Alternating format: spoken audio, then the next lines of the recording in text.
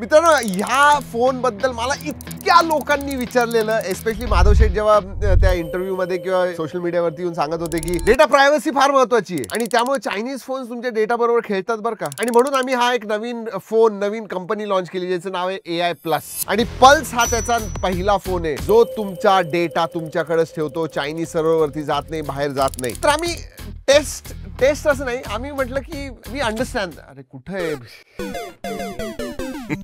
मला वाटतं ते फक्त एक गिमिकच आहे, म्हणजे त्याच्याहून जास्त काही नाहीये. हा आहे मेड इन इंडिया आहे, असेंबल्ड इन इंडिया मी म्हणेन. आणि नोएडा का UP मध्ये कुठेतरी ह्याचं असेंब्ली होते. पण एक गोष्ट सांगू का, नॉर्मल बाकीचे इतर ब्रँड्स आहेत आणि याच्यामध्ये काही जास्त फरक नाहीये, एस्पेशली टू डेटा प्रायव्हसी. हो, म्हणजे आता नॉर्म्स एवढे स्ट्रिक्ट आहेत, जर का पकडले गेले ना कुठले ब्रँड की तुम्ही तुमचा डेटा दुसऱ्या कुठल्या तरी कंट्रीला कुठल्या तरी सर्व्हरवरती पाठवतोय, it is not going to be easy. हो, त्यामुळे त्याची काळजी करू नका, it was just a gimmick. पण हा फोन कसा आहे ते फार महत्वाचं आहे आणि त्यामुळे आम्ही हा व्हिडिओ करतोय. आम्ही फ्लिपकार्ट वरनं ह्याला 5999 ला खरेदी केलेला आहे. 6000ला हा माझ्या हिशोबाने तुम्ही घ्यायला नाही पाहिजे. 5000च्या खाली जेव्हा इंट्रोडक्टरी प्राइस होती तेव्हा लोकांना लिटरली 5000च्या खाली हा फोन मिळाला. त्या प्राइसला हा ठीक आहे. आणि मी सांगणार आहे का कुणी घेतला पाहिजे, कुणी नाही घेतला पाहिजे, कुणी याचा विचार केला पाहिजे, सगळं काही सांगणार आहे. पण त्याआधी मित्रांनो, पहिल्यांदा आमच्या चॅनलवरती आला असाल, you know what to do. Subscribe नक्की करा, बेल आयकन वाजवा. आपली मराठी टेक कम्युनिटी आपल्याला वाढवायची आहे. तसं तुम्ही जर का विकत घेतला तर बॉक्स मध्ये तुम्हाला 10 वॉटचा चार्जर मिळतो, USB type A to type C charging cable मिळते, केस मिळते विच इज व्हेरी गुड, आणि तुम्हाला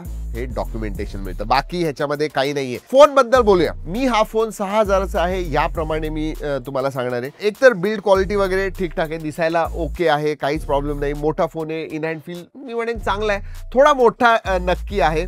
पोर्ट्स बटन सगळे आहेत, 3.5 mm जॅक सुद्धा ह्याच्यावर मिळतो. नॉईस कॅन्सलिंग मायक्रोफोन नाहीये, साइड माउंटेड फिंगरप्रिंट सेन्सर आहे. डिस्प्ले बद्दल सांगायचं झाला तर 6.75 इंचचा HD plus 90 हर्ट्जचा TFT display, 450 nits brightness आहे. प्राइसच्या हिशोबाने मी म्हणेन डिस्प्लेचा काही प्रॉब्लेम नाहीये. स्पेसिफिकेशन्स मध्ये मित्रांनो याचं युनिसॉक T615 हा प्रोसेसर येतो. हा 4G प्रोसेसर आहे आणि one of the main reasons की जर का तुमच्या एरियामध्ये 5G असेल तर तुम्ही विचार नाही केला पाहिजे. खरं सांगायचं तर you should not think about this phone, कारण मग 5G फोन घ्या, कारण की 4G फोन मी तुम्हाला रिकमेंड करणार नाही. हा, तुमची जागा अशी आहे जिथं 4G आहे आणि 5G आलेलं नाहीये, ते हे नक्की बघू शकतात. दुसरं सुद्धा आहे की असं नाहीये की 5G आल्यामुळे 4G निघून जाणार लगेच आणि मग तुम्ही वापरू शकणार नाही. पुढचे 3-4 वर्ष 4G आहे. जरी बजेट एकदमच टाईट असलं आणि हा तुम्हाला 4500 किंवा 5000 मध्ये मिळत असेल तर तुम्ही डेफिनेटली ह्याच्याकडे बघू शकता, कारण परफॉर्मन्सच्या बाबतीत T615 चांगला आहे. म्हणजे 3.5 लाख वगैरे तुमचा अंदाज स्कोर येतो. बेसिक गेमिंग करू शकता. 4GB रॅम, 64GB स्टोरेज आहे,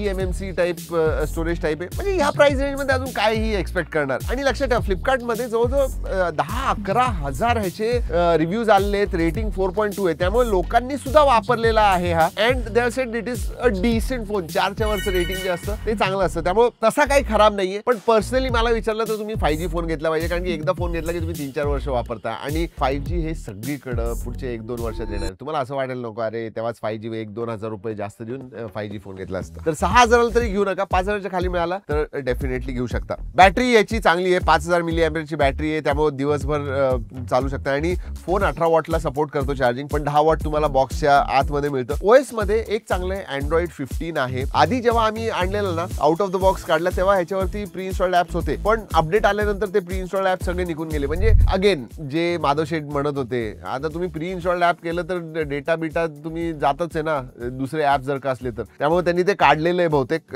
तर आता प्री इन्स्टॉल्ड ऍप्स नाहीये, विच इज गुड. आणि ह्या प्राइस रेंज मध्ये मी म्हणेन ह्याचा जो परफॉर्मन्स आहे खरंच डिसेंट आहे. म्हणजे स्वाईप, टचेस वगैरे सगळे व्यवस्थित चालतात. आणि Android 15 out of the box आहे. ह्याच्यावरती जी OS येते ती नेक्स्ट Q येते, नेक्स्ट Q15 जी Android 15 वरती बेस्ड आहे. मला नाही वाटत अपडेट्स देतील, पण AI प्लसने असं सांगितलेलं आहे की पुढचे मेजर अपडेट तुम्हाला मिळेल म्हणून. I am not too sure, त्याच्यावरती तुम्ही भरोसा ठेवू नका, हे माझं म्हणणं आहे. सेन्सर्स आहेत, साइड माउंटेड फिंगरप्रिंट सेन्सर आहे, फेस अनलॉक आहे, सगळं चालतं. फक्त जायरोस्कोप वगैरे अपेक्षा सुद्धा करू नका, ते नाहीच आहे. कनेक्टिव्हिटी मध्ये ड्युअल बँड वायफाय आहे, म्हणजे वायफाय 5 आहे, ब्लूटूथ 5.0 आहे, आणि महत्वाचं म्हणजे 4G आहे, 5G नाहीये. Keep that in mind. तसा मी हा फोन टॅग करतोय, जर का तुम्हाला इंटरेस्ट असेल तर नक्की जाऊन बघा. तरी BBD मध्ये हा चांगल्या प्राइसला मिळेल. नक्की क्लिक करा जर का तुम्हाला असा एक फोन पाहिजे असेल, सेकंड फोन पाहिजे असेल, कोणाला गिफ्ट द्यायचा असेल, फीचर फोनवरनं तुम्ही शिफ्ट होत असाल तर तुम्ही होऊ शकता.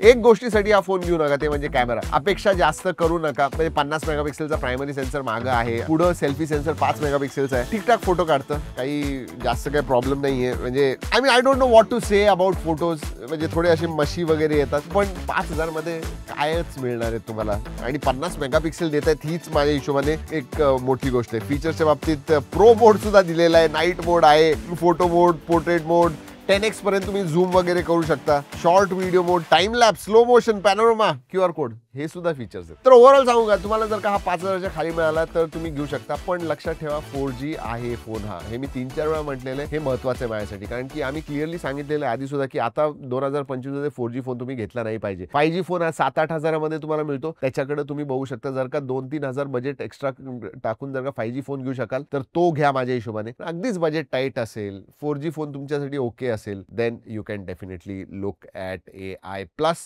पल्स हा फोन. आणि हो, जर सांगितलं जर का तुम्हाला घ्यायचं असेल तर टॅग केलेलं आहे, नक्की जाऊन बघा. चला मित्रांनो, या व्हिडिओमध्ये एवढंच. पुढच्या व्हिडिओपर्यंत जय हिंद, जय महाराष्ट्र.